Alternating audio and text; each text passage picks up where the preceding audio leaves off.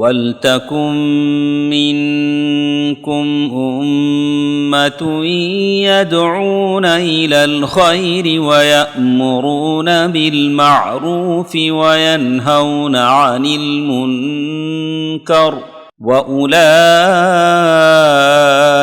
هُمُ الْمُفْلِحُونَ۔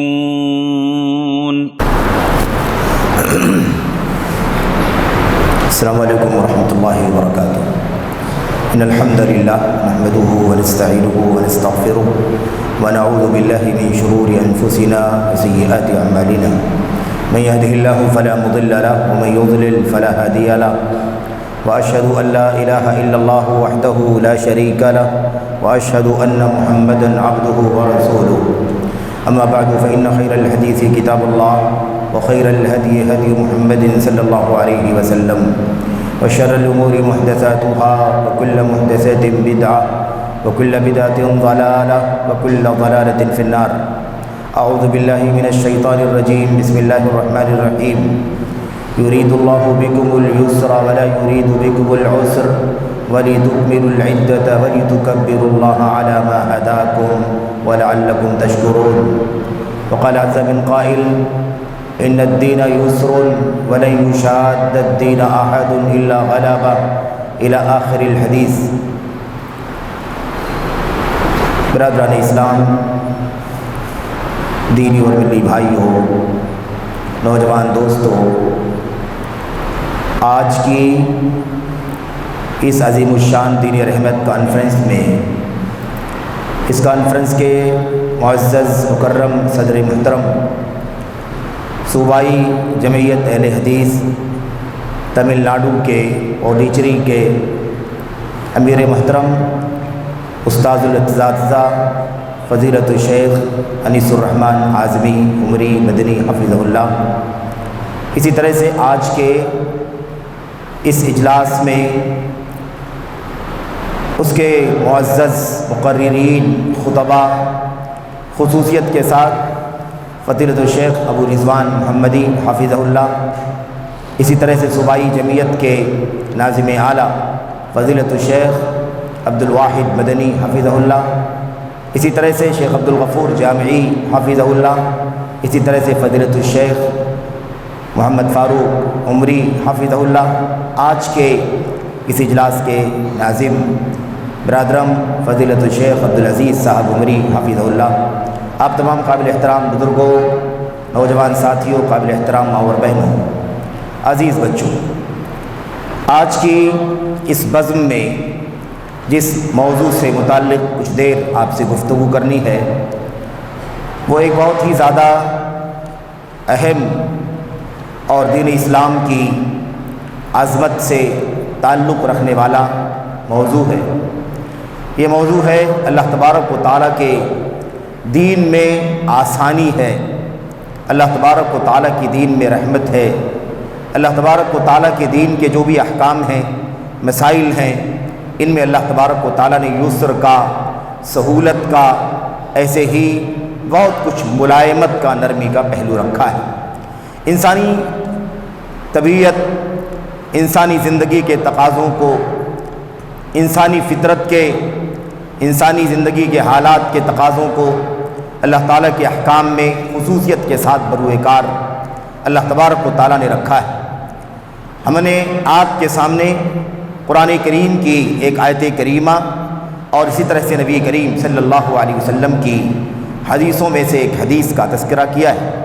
قرآن کریم کی آیت کریمہ صراحت کے ساتھ اللہ تبارک و تعالیٰ کے بارے میں خود اللہ تبارک و تعالیٰ کا یہ فرمان بیان کر رہی ہے، جس میں اللہ تعالیٰ یہ بیان فرماتا ہے کہ اللہ آسانیاں چاہتا ہے، تمہارے ساتھ یسر کا، آسانی کا معاملہ کرنا چاہتا ہے، سختی کا، عسر کا، تنگی کا، مشقت کا معاملہ نہیں کرنا چاہتا۔ یہ اللہ تبارک و تعالیٰ کا کھلا اعلان ہے۔ یہ پوری شریعت اسلامیہ پر اس کی جھلک آپ کو دکھائی دے گی۔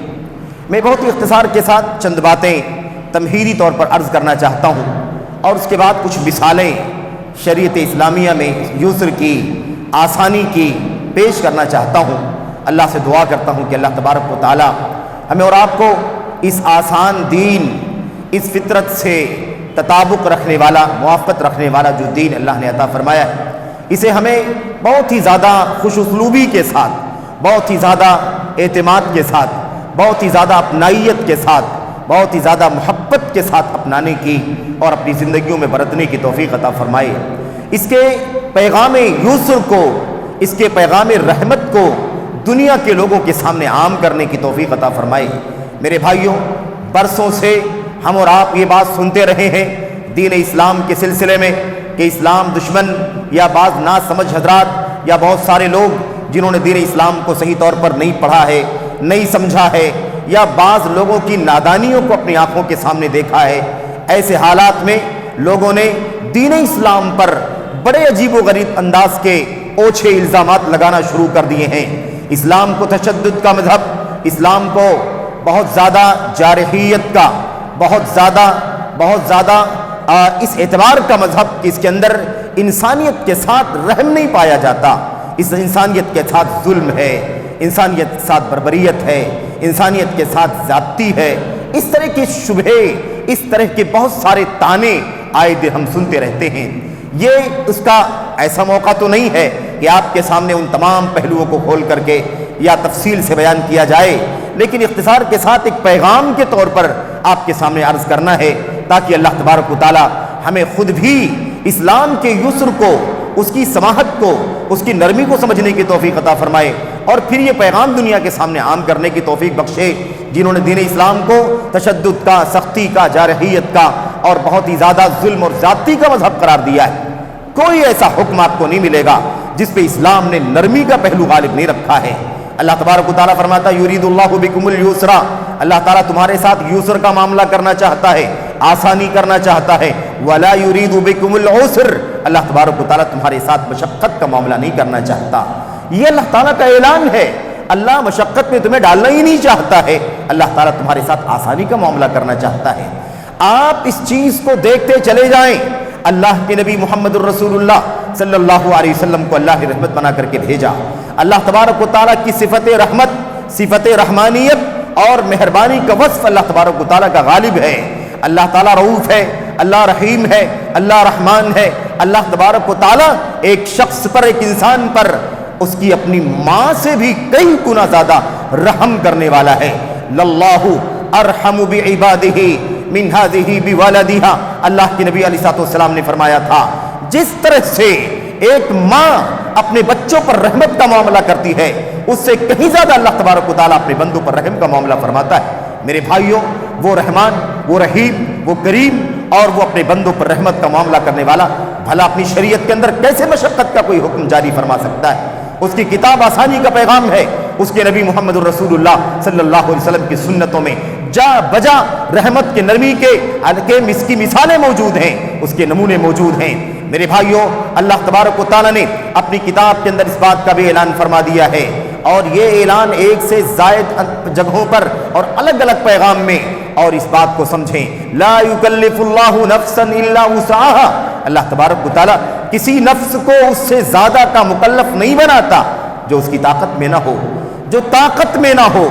میری نفس، میرا نفس، میری طبیعت، میری طاقت، میری اپنی حیثیت، میں بحیثیت انسان کیا کر سکتا ہوں، کیا نہیں کر سکتا ہوں، اللہ تبارک و تعالیٰ نے اس کی پوری رعایت کر کے شریعت اسلامیہ کو نافذ فرمایا ہے اور اسے نازل فرمایا ہے۔ میرے بھائیوں، میرے بزرگوں، عام بات یہ ہے اللہ رحمان و رحیم ہے، اس کا نبی مہربان ہے، رؤوف ہے۔ اللہ تبارک و تعالیٰ نے اپنے نبی کو رحمت بنا کر کے بھیجا ہے، شریعت نرمی کے لیے آئی ہے، مشقتوں کو ڈالنے کے لیے آئی ہے۔ پچھلی امتیں، پچھلی قومیں، بنو اسرائیل، ان کی تاریخ کا مطالعہ کر کے دیکھو، اتنی سختیاں ان کے احکام میں، اتنی مشقتیں ان کی شریعتوں کے اندر موجود تھی، جس کو اگر آپ سمجھ لیں، جان لیں، بیان کر لیں تو حیران ہو جائیں گے۔ اللہ کے نبی محمد الرسول اللہ صلی اللہ علیہ وسلم کے سلسلے میں اللہ تبارک و تعالیٰ نے بیان فرمایا، آپ کی بعثت کے حوالے سے ارشاد فرمایا، وَيَضَعُ عَنْهُمْ إِصْرَهُمْ وَالْأَغْلَالَ الَّتِي كَانَتْ عَلَيْهِمْ، اللہ کے نبی، ہمارا نبی محمد صلی اللہ علیہ وسلم جو بیڑیاں تھے ان کے اوپر، جو مشقتیں تھیں، وہ ان سب کو اتارنے کے لیے آیا ہے۔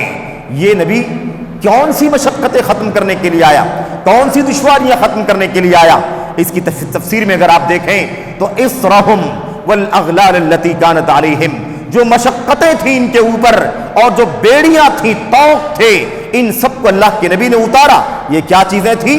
یہ پچھلی امتوں کے اندر جو سختی کے احکام تھے، مشقت کے احکام تھے۔ مثال کے طور پر اس کا تذکرہ آئے گا کہ اگر کسی شخص کے کپڑے پر گندگی لگ جائے، کسی شخص کے کپڑے پر گندگی لگ جائے، نجاست لگ جائے، تو پچھلی امتوں میں اس بات کا حکم تھا کہ اسے دھو کر کے پاک نہیں کیا جا سکتا ہے، بلکہ اتنے حصے کو کپڑے کے کینچی سے کاٹ کر کے پھینک دینا ضروری ہے، اپنے کپڑے کو ضائع کر دینا یا اسے پیوند لگا کر کے پہننا ضروری ہے۔ لیکن اسلام نے اس مشقت والے حکم کو ختم کر دیا۔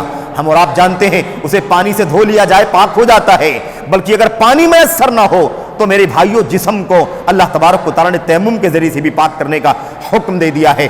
دھوپ لگ جائے تو پاک ہو جائے، اس کے اثرات زائل ہو جائیں تو پاک ہو جائے۔ اس طرح سے اللہ تبارک و تعالیٰ نے اس مشقت کو ختم کر دیا ہے۔ ایسے ہی ہمارے اور آپ کے آخری نبی محمد صلی اللہ علیہ وسلم کو اللہ نے جن آسانیوں کے ساتھ بھیجا ہے، ان آسانیوں میں ایک آسانی یہ بھی ہے کہ میرے بھائیو اللہ نے توبے کا دروازہ کھول رکھا ہے۔ ہم گناہ کا کام کر لیں، چھوٹا گناہ کریں، بڑا گناہ کریں، حتیٰ کہ کوئی بندہ اللہ تبارک و تعالیٰ کا کفر و شرک کیوں نہ کر لے، کوئی بدعت کیوں نہ کر لے، اللہ تبارک و تعالیٰ کی دین میں یہ آسانی ہے کہ توبہ کر لو، پلٹ جاؤ اللہ تبارک و تعالیٰ کی طرف، رجوع کر لو اللہ تبارک و تعالیٰ سے، اللہ تعالیٰ تمہارے گناہوں کو معاف فرما دے گا۔ یہ ہمارے دین کی ایک بہت بڑی خوبی ہے اسلام کی۔ پچھلی امتوں کا کیا حال تھا میرے بھائیوں؟ جب کوئی گناہ کرتا تھا، کوئی جرم کرتا تھا، تو اس کا نظام یہ تھا کہ اس کے دروازے پر صبح صبح رات کے وقت اس گناہ کو نوٹ کر دیا جاتا تھا، اور اس گناہ کا کفارہ کیا ہے، وہ گناہ مٹے گا کیسے، اس کی سزا کیا ہے، اس جرم کی تلافی کیسے ہوگی، وہ کفارہ بھی اس کے دروازے پر لکھ نوٹ کر دیا جاتا تھا۔ صبح اٹھے آدمی گناہ کرنے والا مجرم تو اپنے دروازے کو دیکھ لے اس کا گناہ کیا ہے اور اس کے گناہ کا کفارہ کیسے ہوگا۔ اسے چاہیے کہ جائے اور وہ کام کرے تاکہ اس کے گناہوں کا کفارہ ہو جائے۔ آپ جانتے ہیں اللہ کے نبی حضرت موسیٰ علیہ السلام کو اللہ تبارک و تعالیٰ نے ایک موقع پر حکم دیا، فَاقْتُلُوا أَنفُسَكُمْ، جاؤ تم نے جرم جو کیا ہے اس کی سزا یہ ہے کہ تم آپس میں ایک دوسرے کو قتل کرو۔ آپ سوچئے کتنی بڑی بات ہے، نہ جانے کتنی جانیں ضائع ہو گئی، نہ جانے کتنے خون ہو گئے۔ اللہ تبارک و تعالیٰ نے ہمیں یہ رحمت عطا فرمائی ہے، یہ آسانی عطا فرمائی ہے۔ اسلامی شریعت کے اندر، اسلام کی تعلیمات کے اندر، اسلام کی ہدایات کے اندر جگہ جگہ آپ کو نرمی کا پہلو دکھائی دے گا۔ میرے بھائیوں، میرے بزرگوں، میں آپ کے سامنے کچھ مثالیں بھی پیش کرنا چاہتا ہوں۔ یہ ایک پہلو ہوا پچھلی امتوں کے مقابلے میں یہ امت اللہ تبارک و تعالیٰ کی طرف سے کس قدر رحمت والی شریعت پانے والی امت ہے، کس قدر آسانی پانے والی شریعت ہے، اس کا اندازہ لگانا میں سمجھتا ہوں کہ مشکل نہیں ہے۔ اب جو لوگ بھی اسلام کے اوپر شدت کا، ظلم کا، ذاتی کا، بربریت کا تانا لگاتے ہیں، الزام لگاتے ہیں، عیب جوئی کرتے ہیں، انہیں اگر تھوڑی سی اللہ تبارک و تعالیٰ توفیق عطا فرما دے کہ وہ دین اسلام کی تعلیمات کو بہت ہی زیادہ سنجیدگی کے ساتھ، متانت کے ساتھ غور کر لیں، پڑھ لیں، دیکھ لیں، تو آسانی سے سمجھ سکتے ہیں کہ دین اسلام کس قدر آسانی کا دین ہے، کس قدر یسر کا دین ہے، کس قدر رحمت کا، مہربانی کا دین ہے۔ میرے بھائیوں، میرے بزرگوں، آئیے میں آپ کے سامنے کچھ حوالے پیش کرنا چاہتا ہوں، کچھ نمونے آپ کے سامنے پیش کرنا چاہتا ہوں، اور اس بات کو سمجھنے کے بعد ایک شخص کے لیے جاننا سمجھنا آسان ہو جائے گا کہ دین اسلام میں کس قدر آسانی رکھی گئی ہے، کس قدر آسانی ہے۔ میرے بھائیوں، میرے بزرگوں، آئیے ذرا اپنی مسائل پر گفتگو کرتے ہیں۔ پاکی کے مسائل دیکھ لیں، پاکی کے مسائل دیکھ لیں، نماز کے مسائل دیکھ لیں، روزے کے مسائل دیکھ لیں، اور ایسے ہی زکوٰۃ کے مسائل، حج اور عمرے کے مسائل آپ دیکھ لیں۔ آپ صرف ان فرائض پر بھی غور کر لیں تو آپ کے لیے سمجھنا آسان ہو جائے گا کہ اسلامی شریعت کے اندر کس قدر یسر اور کس قدر آسانی رکھی گئی ہے۔ میرے بھائیوں، یہاں ایک بات کی وضاحت کر دینا چاہتا ہوں، ایک بات یاد کر لیں کہ اللہ تبارک و تعالیٰ نے یہ یسر اور یہ آسانی جو کچھ رکھی ہے، یہ ساری آسانیاں ایمان و عقیدے کے باب سے اور شریعت کے باب سے ہمیں کیسے سمجھنا ہے اس کو بھی ہمیں ملحوظ رکھنا ضروری ہے۔ اللہ تبارک و تعالیٰ کے حق توحید میں اگر کسی بھی طرح کا خلل ہوا تو یہ خلل اللہ تبارک و تعالیٰ کے ہاں معاف نہیں ہے۔ اگر کوئی اس کو بھی آسانی کا ذریعہ بنا لے، جیسا کہ آج صورتحال ہے، ایک شخص شرک کا کام کرتا ہے، ایک شخص غیر اللہ کے سامنے سر جھکاتا ہے، ایک شخص اللہ تبارک و تعالیٰ کے در کو چھوڑ کر غیروں کے سامنے ہاتھ پھیلاتا ہے، غیروں کے سامنے اپنی حاجتوں کا سوال کرتا ہے، اور جب اس کو ٹوکا جاتا ہے، اس کو منع کیا جاتا ہے کہ یہ سر ایک اللہ کے سامنے جھکنے کے لیے بنا ہوا ہے، یہ در اللہ تبارک و تعالیٰ کا در ہے، اللہ کے در کے سوا کسی اور جگہ آپ اپنا سر نہیں جھکا سکتے۔ ساری کائنات اللہ تبارک و تعالیٰ کی مخلوق ہے، سب کچھ اللہ تبارک و تعالیٰ کا دیا ہوا ہے، حق عبادت اللہ کا ہے، بندگی اللہ تبارک و تعالیٰ کی ہوگی، کوئی رکوع، کوئی سجدہ، کوئی بھی عبادت کا چھوٹا سے چھوٹا کام اللہ تبارک و تعالیٰ کے سوا کسی اور کے لیے نہیں ہو سکتا۔ تو ہمارا بھائی کہتا ہے اللہ تبارک و تعالیٰ غفور الرحیم ہے، اللہ بڑا مہربان ہے، اللہ کریم ہے، اللہ مہربان ہے، اور یہ کہہ کر کے اپنی گناہ پر لگا رہتا ہے اور مطمئن ہو جاتا ہے اللہ بڑا بخشنے والا ہے، مہربان ہے۔ میرے بھائیوں، میں بتانا چاہتا ہوں، عقیدے میں فساد آیا، عقیدے میں بگاڑ آیا تو شریعت کے اندر اللہ تبارک و تعالیٰ کی طرف سے جو آسانیاں ملتی ہیں اللہ تبارک و تعالیٰ اس سے بھی محروم کر دیتا ہے۔ یہ بات یاد رہے، اللہ تبارک و تعالیٰ کے دین کے ساتھ تلاؤ، اللہ تبارک و تعالیٰ کے دین کے ساتھ کھلواڑ اگر کیا گیا اور اس کے حق کی عبادت کو پامال کر دیا گیا تو یاد رکھیں کہ اللہ تبارک و تعالیٰ کے ہاں کوئی عبادت، کوئی بندگی، کوئی نیکی کا کام قابل قبول نہیں ہوگا۔ اس بات کا کھلا اعلان اللہ تبارک و تعالیٰ کے کلام میں کیا گیا، اس لیے عقیدے میں سمجھوتا نہیں کیا جا سکتا، عقیدے کے مسئلے میں کسی بھی طرح کی مداہنت نہیں کی جا سکتی، رواداری کے نام پر مداہنت ہوتی ہے۔ معاف کیجئے گا میرے بھائیوں، عقیدے کا مسئلہ ہے، ایمان کا مسئلہ ہے، توحید کا مسئلہ ہے، اخلاص عبادت کا مسئلہ ہے، اس میں کوئی رواداری نہیں ہے۔ یہ حق اللہ تبارک و تعالیٰ کا ہے، اللہ تبارک و تعالیٰ کو ملنا چاہیے، اللہ تبارک و تعالیٰ کو دیا جانا چاہیے۔ اسلام میں آسانی ہے، لیکن یہی تو اسلام ہے، یہی توحید اسلام ہے، یہی ایمان اسلام ہے، یہی اخلاص عبادت اسلام ہے۔ اگر توحید ختم ہے تو آپ اسلام کے دائرے سے باہر ہیں۔ اللہ تبارک و تعالیٰ کی آسانیوں کا اور اللہ تبارک و تعالیٰ کی طرف سے مہربانیوں کی ملنے کا سوال ہی پیدا نہیں ہوتا، اب تو اللہ تبارک و تعالیٰ کے عذاب سے دوچار ہونے کی نوبت ہے۔ اس لیے میرے بھائیوں، میرے بزرگوں، میں آپ کے سامنے یہ بات عرض کر دینا چاہتا ہوں، غلط فہمی نہیں ہونی چاہیے، عقیدے کے ساتھ سمجھوتا نہیں ہوگا۔ اللہ غفور الرحیم ہے، لیکن اللہ تبارک و تعالیٰ شدید العقاب بھی ہے۔ میرے بھائیوں، نبئ عبادی انی انا الغفور الرحیم وان عذابی هو العذاب العلیم۔ میرے بندوں کو بتلا دو، اے نبی صلی اللہ علیہ وسلم، میرے بندوں کو خبر کر دو کہ میں بڑا مہربان ہوں، بڑا بخشنے والا ہوں، اور ساتھ ساتھ یہ بھی بتلا دو کہ میرا عذاب بہت سخت ہے، جب میں پکڑتا ہوں تو پھر نہیں چھوڑتا جب تک کہ توبہ نہ کر لے، رجوع نہ کر لے، اللہ تبارک و تعالیٰ کی طرف پلٹ نہ آئے۔ تو عقیدے کے معاملے میں کوئی سمجھوتا نہیں ہے، عقیدہ اسی طرح سے بالکل ایک ذرہ بھی، ایک ذرے کی مثال دی گئی ہے، ایک ذرہ بھی اگر عقیدے توحید میں خلل آ گیا، اللہ تبارک و تعالیٰ کی بخشش سے، اس کی مہربانی سے انسان محروم کر دیا جائے گا۔ اور اگر انسان کے اعمال میں کوتاہیاں بھی ہیں، گناہ کے کام بھی ہیں، چھوٹے گناہ بھی ہیں، بڑے گناہ بھی ہیں، لیکن اللہ تبارک و تعالیٰ کی توحید سلامت ہے، ایمان سلامت ہے۔ اللہ کے نبی نے اس کو بھی سمجھایا، ایک رائی کے دانے کے برابر بھی ایمان ہے تو اللہ تبارک و تعالیٰ بخش دے گا، اللہ بڑا مہربان ہے۔ یاد رکھیں، تو عقیدے کی سلامتی میں کوئی کسی بھی طرح کا خلل، کسی بھی طرح کا کوئی خلل، کوئی کسر اللہ تبارک و تعالیٰ کے ہاں معاف نہیں ہے۔ میرے بھائیوں، اللہ کے نبی محمد الرسول اللہ صلی اللہ علیہ وسلم نے اللہ تبارک و تعالیٰ سے روایت کرتے ہوئے حدیث قدسی میں ارشاد فرمایا، اللہ فرماتا ہے، یا ابن آدم، اے آدم کی اولاد، انک ما دعوتنی ورجوتنی غفرت لک علی ما کان فیک ولا ابالی۔ اے آدم کی اولاد، اگر جب تک تم مجھ سے امید لگائے رہے گا، جب تک تم مجھ سے مانگتا رہے گا، مجھ سے دعا کرتا رہے گا، میں تجھے تیرے اندر جو بھی گناہ ہوگا میں سب کو بخش دوں گا، ولا ابالی، اور مجھے اس کی کوئی پرواہ نہیں ہے، مجھے کوئی پرواہ نہیں ہے، میں تجھے بخش دوں گا۔ اے آدم کی اولاد، لو بلغت ذنوبک عنان السماء، اے آدم کے بچے، اگر تیرے گناہ بڑھتے بڑھتے آسمان کی بلندیوں تک پہنچ جائیں، ثم استغفرتنی، اور پھر تو بخشش کا سوال مجھ سے کر لے، غفرت لک ولا ابالی، تو تو میں تجھے بخش دوں گا، میں کوئی پرواہ نہیں کروں گا۔ تیسری بات اللہ کے نبی نے فرمایا، اللہ تبارک و تعالیٰ فرماتا ہے یا ابن آدم لو اتیتنی بقراب الارض خطایا ثم لقیتنی لا تشرک بی شیئا غفرت لک لاتیتک بقرابها مغفرہ۔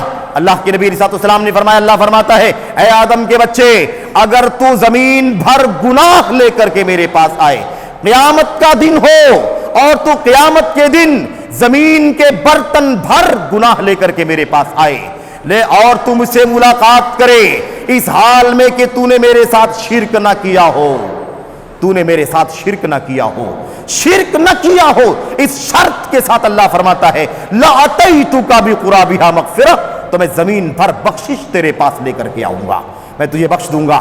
تو عقیدے سے کوئی سمجھوتا نہیں، رحمت کا نرمی کا معاملہ پوری شریعت کے اندر ہے، لیکن یاد رہے اس میں سمجھوتا نہیں کیا جا سکتا۔ ہاں یہ نرمی ہے عقیدے کے باب میں کہ اگر ہم نے اللہ بچائے، اگر ہم نے شرک و کفر کا کام کر لیا، بدعقیدگی کا کام کر لیا، ہم نے ایسی بدعت کر لی جو بدعت ہمیں دین اسلام سے خارج کر دے، اور پھر اللہ سے توبہ کر لے، اللہ سے رجوع کر لے، تو اللہ تبارک و تعالیٰ سارے گناہوں کو معاف فرما دے گا۔ یہ رحمت ہے اللہ تبارک و تعالیٰ کی۔ میرے بھائیوں، میں عرض کر رہا تھا یہ بات ہو گئی، اللہ کے فرائض کا تھوڑا سا حوالہ آپ کے سامنے دے دیا جائے۔ نماز کو دیکھو، صلاۃ کو دیکھو، صلاۃ اسے پہلے پاکی کو دیکھو۔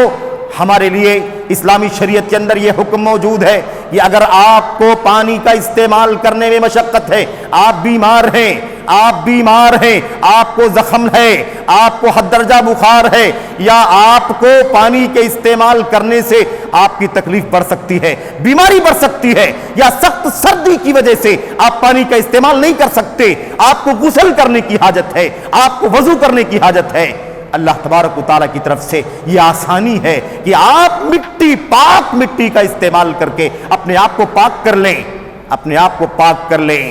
الصعید الطاہر، پاک مٹی مسلمان کا وضو ہے۔ جب تک پانی نہ ملے یا پانی ملے لیکن اس کا استعمال کرنا اس کے لیے ممکن نہ ہو، ایسی صورت میں تیمم کی اللہ تبارک و تعالیٰ کی طرف سے اجازت ہے، اور تیمم یہ وضو کا بدلہ بھی ہے اور ضرورت کے اعتبار سے غسل کا بھی بدلہ ہے۔ انسان کو غسل کرنے میں بھی دشواری آ جائے، پانی نہ ملے یا پانی استعمال نہ کر سکتا ہو، وضو کی ضرورت ہو، پانی استعمال نہ کر سکتا ہو، اللہ تبارک و تعالیٰ نے فرمایا فَتَيَمَّمُوا صَعِيدًا طَيِّبًا، پاک مٹی سے تیمم کر لو، پاک مٹی کا قصد کرو، اور اس کا طریقہ بتا دیا نبی کریم صلی اللہ علیہ وسلم نے۔ یہ اسلام کی رحمت کا، اسلام کی آسانی کا ایک عظیم الشان نمونہ ہے۔ آپ کو نماز پڑھنی ہے، نماز پڑھنے کے لیے آپ کو مسجد نہیں مل رہی ہے، آپ نماز کہاں پڑھیں گے؟ ایک مسلمان مرد کے اوپر نماز باجماعت فرض ہے، جماعت کے ساتھ نماز پڑھنا ضروری ہے۔ وَارْكَعُوا مَعَ الرَّاكِعِينَ، نماز پڑھنے والوں کے ساتھ، جماعت کے ساتھ نماز پڑھو۔ نماز کے لیے ہمیں مسجد نہیں مل رہی ہے، پاک زمین جہاں بھی آپ کو مل جائے، پوری روئے زمین کو مسجد بنا دیا گیا۔ جُعِلَتْ لِيَ الْأَرْضُ مَسْجِدًا وَطَهُورًا، میرے لیے روئے زمین کو مسجد بنا دیا گیا، پاکی حاصل کرنے کا ذریعہ بنا دیا گیا۔ دیکھا آپ نے، اسلام نے یہ آسانی رکھی ہے، آپ دنیا کے کسی بھی خطے میں ہو، کسی بھی کوشے میں ہو، آپ کو مشقت اٹھانے کی ضرورت نہیں ہے۔ آپ جب بھی جہاں بھی وقت نماز کا ہو جائے وہیں آپ کھڑے ہو جائیں اور اذان دے لیں اور اقامت کہہ کر کے نماز شروع کر لیں، نماز پڑھ لیں، آپ کی نماز ادا ہو جائے گی، آپ کو بھرپور اجر و ثواب اللہ تبارک و تعالیٰ عطا فرمائے گا۔ آپ بیمار ہیں، آپ کھڑے ہو کر کے نماز نہیں پڑھ سکتے، کھڑے ہونے کی طاقت نہیں ہے، جسم میں طاقت نہیں ہے، آپ چاہتے ہیں کہ نماز پڑھیں، کیسے پڑھیں کوئی مسئلہ نہیں ہے۔ اللہ کے نبی محمد الرسول اللہ صلی اللہ علیہ وسلم نے فرمایا صلی قائما، نماز کھڑے ہو کر کے پڑھو، نماز قیام کرو، کھڑے ہو کر کے پڑھو، فَإِن لَمْ تَسْتَطِعْ فَقَائِدًا، اور اگر کھڑے ہونے کی طاقت نہ ہو تو بیٹھ کر کے پڑھ لو۔ اللہ اکبر، اس قدر آسان دین۔ اور نماز کیا ہے میرے بھائیوں؟ نماز اللہ کی توحید کے حق کے بعد سب سے بڑا فریضہ ایک انسان پر، مسلمان پر جو عائد ہوتا ہے وہ یہ نماز ہے۔ اللہ کے نبی محمد الرسول اللہ صلی اللہ علیہ وسلم نے فرمایا صحابی رسول آئے, شکایت کرنے لگے, اللہ کے نبی میں بیمار ہو گیا ہوں, نماز نہیں پڑھ پاتا, کھڑا ہونے کی طاقت نہیں ہے, بتائیے اللہ کے نبی نماز کیسے پڑھوں؟ آپ نے فرمایا کھڑے ہو کر کے نماز پڑھو, طاقت نہ ہو تو بیٹھ کر کے پڑھ لو, طاقت نہ ہو بیٹھنے کی فعلا جنب تو پہلو کے بل لیٹ کر کے نماز پڑھ لو, لیکن پڑھ لو نماز. نماز پڑھنے کے سلسلے میں اسلام کا اتنا بڑا فریضہ, آسانی دیکھو اسلام کی, کھڑے ہو کے نہیں, بیٹھ کر کے نہیں, لیٹ کر کے بھی اگر آپ حرکت نہیں کر سکتے تو اشارے کے ذریعے سے آپ نماز پڑھ لیں. آنکھوں کے اشارے سے قیام, آنکھوں کے اشارے سے رکوع, دعائیں, آنکھوں کے اشارے سے سجدہ, دعائیں, قوما دعائیں, اس طرح سے آپ نماز ادا کریں گے. دین اسلام میں اس قدر آسانی ہے. میرے بھائیوں, نماز کے حوالے سے میں آپ کے سامنے اور بھی وہ اشارے کروں. ہم اور آپ جانتے ہیں اسلام نے ہمیں آسانی دی ہے. ہم حالت سفر میں ہوں, مشقت ہوتی ہے سفر کے اندر, سفر میں وہ حالات نہیں ہوتے جو حضر میں حالات ہوتے ہیں, جو گھر میں حالات ہوتے ہیں وہ سفر میں حالات نہیں ہوتے. اسلام نے آسانی بخشی. اسلام نے کہا جب تم سفر کی حالت میں رہو تو 4 رکعت والی نمازوں کو قصر کر کے 2 رکعت پڑھ لیا کرو. حالت سفر میں 4 رکعت والی نمازوں کو کم کر کے 2 کر دیا گیا. اور سنتیں جو ہیں قبلی بادی, پہلے والی سنتیں, بعد والی سنتیں, ان سنتوں کو ختم کر دیا گیا. اللہ تبارک و تعالیٰ کی طرف سے اس قدر آسانی, اندازہ لگاؤ اللہ تبارک و تعالیٰ کی اس عظیم الشان شریعت کی کس قدر عظیم ہے یہ شریعت. اللہ تبارک و تعالیٰ نے ہمیں آسانی عطا فرمائی ہے. یہی نماز میرے بھائیوں, اور بہت سارے مسائل ہیں, ان تفصیلات میں جانے کے بجائے صرف ایک بات کی طرف اشارہ کر دوں.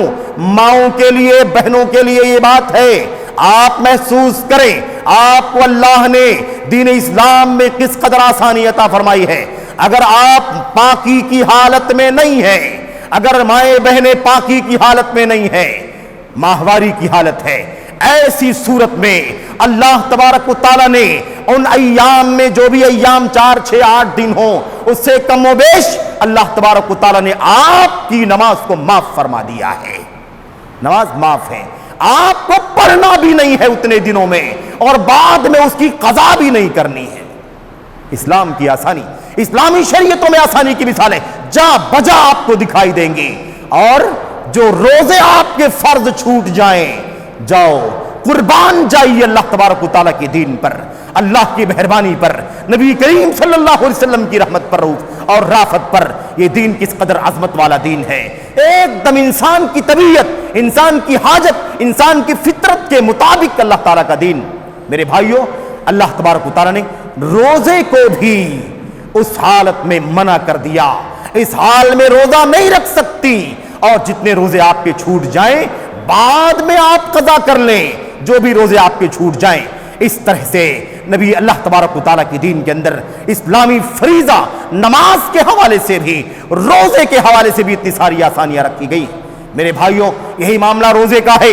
روزے کے حوالے سے ہم اور آپ جانتے ہیں اسلام کے آغاز میں روزے کا جو حکم نازل ہوا تھا وہ یہ تھا کہ ایک آدمی صبح صادق سے لے کر غروب آفتاب تک کھانے پینے دیگر مفطرات سے اپنے آپ کو بچائے. لیکن ساتھ ساتھ میں یہ بھی تھا کہ اگر افطار کے وقت افطار نہ کر لیا, اگر سو گیا, افطار نہیں کر سکا, تو ایسی صورت میں اب رات کے کسی بھی وقت میں اس کے لیے کھانے پینے کی اجازت نہیں ہے. اب اسے دوسرا پورا دن گزار کے دوسری شام کو غروب آفتاب کے وقت روزہ افطار کرنا پڑے گا. لیکن اللہ تبارک و تعالیٰ نے جلد ہی اس حکم کو ختم کر دیا, اور اللہ تبارک و تعالیٰ نے بدل کر کے شریعت میں روزے کا وہ نظام نافذ کر دیا جو روزہ آج ہم اللہ تبارک و تعالیٰ کے فضل و کرم سے جن تعلیمات اور ہدایات کی روشنی میں رکھتے ہیں. یہ اسلامی تعلیمات کی چند مثالیں ہیں, چند نمونے ہیں. میرے بھائیوں, میں عرض کرنا چاہتا ہوں یہی روزہ ہے. روزے کی حالت میں اللہ تبارک و تعالیٰ نے آپ کو, ہم کو یہ آسانی عطا فرمائی ہے. اگر کوئی شخص رات میں صحبت کر لے اپنی بیوی سے, یا حالت میں, یا اس کی حالت نجاست کی ہو جائے, ناپاکی کی ہو جائے, کوئی مسئلہ نہیں ہے. صبح صادق ہونے کے وقت, صبح صادق سے پہلے وہ سحری کر لے, رات کا کھانا کھا لے اور اپنے روزے کو شروع کر لے, اور صبح صادق ہونے کے پہلے اور صبح صادق ہونے کے بعد وہ پاکی حاصل کر کے غسل کر کے پاک ہو کر کے نماز ادا کر لے. کوئی مشقت نہیں, کوئی آسانی نہیں ہے, کوئی مشقت نہیں ہے, کوئی پریشانی نہیں ہے. اللہ تبارک و تعالی نے آپ کو آسانی عطا فرمائی ہے اس روزے کے حوالے سے. اور کئی ایک باتیں ہیں جس کا تذکرہ مجھے کرنا تو چاہیے, لیکن موضوع بہت وسیع ہے, بہت سارے پہلو ہیں, اور ہم ایک خاص وقت سے میرے بھائیوں مقید ہیں, کیونکہ پروگرام کا ایک نظام ہے. میں نہیں چاہتا کہ اور بہت ساری مثالیں آپ کے سامنے پیش کروں, لیکن ایک آخری بات کہہ کر کے اپنی بات ختم کرتا ہوں. اسلامی شریعت کے اندر ایک باب پورا کا پورا حدود کا باب ہے, قصاص کا باب ہے, دیات کا باب ہے. یعنی کیا مطلب؟ اسلامی نظام ہو یہاں وطن عزیز ہندوستان میں نہیں, جہاں اسلامی نظام ہو وہاں قتل کرنے والے کو قتل کیا جائے گا, چوری کرنے والے کا ہاتھ کاٹا جائے گا, شراب پینے والے کو کوڑے لگائے جائیں گے, تہمت لگانے والے معصوم خاتون پر, ایک بھولی بھالی خاتون پر میرے بھائیوں تہمت لگانے والے کو 80 کوڑے مارے جائیں گے. زنا شادی شدہ ہو تو زناکار کو سنسار کیا جائے گا, شادی شدہ نہ ہو تو ایسی صورت میں اسے 100 کوڑے مارے جائیں گے اور اسے ملک سے باہر نکال دیا جائے گا. یہ سارے احکام ہیں. ان احکام کو بھی آئے دن ہدف بنایا جاتا ہے, غیروں کی طرف سے بھی ہدف بنایا جاتا ہے, اور معاف کیجئے گا بہت سارے عقل پرستوں کی طرف سے بھی ان شریعت کے مسائل کو ہدف بنایا جاتا ہے.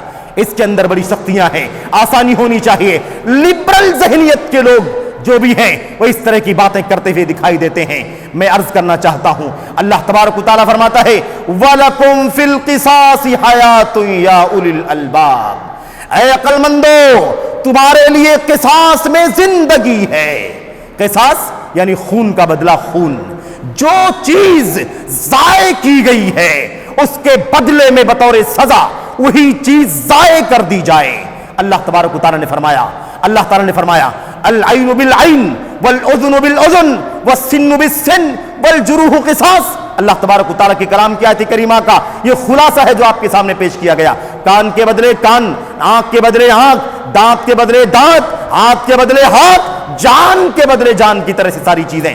میرے بھائیوں اس میں کوئی شک نہیں ہے کہ اگر مقتول کے اہل خانہ یا جن کے ساتھ یہ ظلم و زیادتی ہوئی ہے اس کے گھر والے اگر اس بات پر راضی ہو جائیں کہ اس کا خون بہا لے لیں گے, اس کا تاوان لے لیں گے تو اجازت ہے. لیکن اسلام کا اصل حکم کیا ہے؟ قصاص. اللہ فرماتا ہے اس قصاص میں تمہارے لیے زندگی ہے. جہاں یہ نظام نہیں ہے قتل خوریزی صبح و شام دکھائی دیتی ہے, نہ جانے کتنے معصوموں کی جانیں لے لی جاتی ہیں.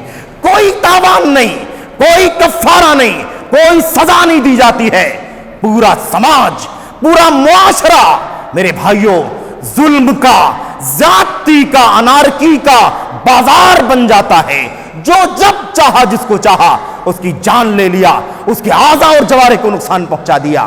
لیکن اسلام یہ قتل کا بدلہ قتل, جان کے بدلے جان, یہ نظام اسلام کا, اسلام کی رحمت کا نظام ہے, اسلام کی آسانی کا نظام ہے.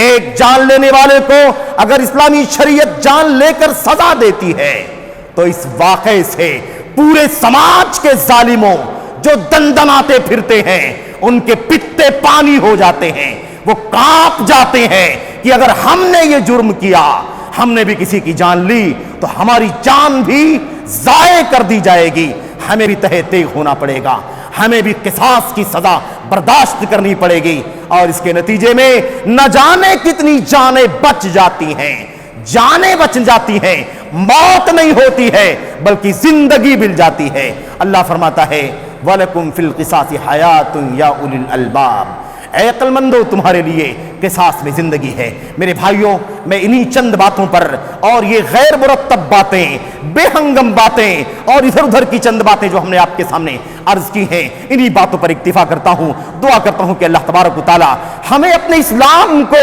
اپنے دلوں میں اس کی عظمت بٹھانے کی توفیق عطا فرمائے, اس کے یسر کو, اس کی آسانی کو, اس کی سماحت کو, اس کی رواداری کو اور اس کے مطابق فطرت ہونے کو خود بھی سمجھنے کی توفیق عطا فرمائے, اور دنیا کے لوگوں کے سامنے اسلام کا یہ پیغام سماحت اور اسلام کا پیغام رحمت, اسلامی احکام کی آسانیوں کا پیغام ساری دنیا کے سامنے پیش کرنے کی توفیق عطا فرمائے.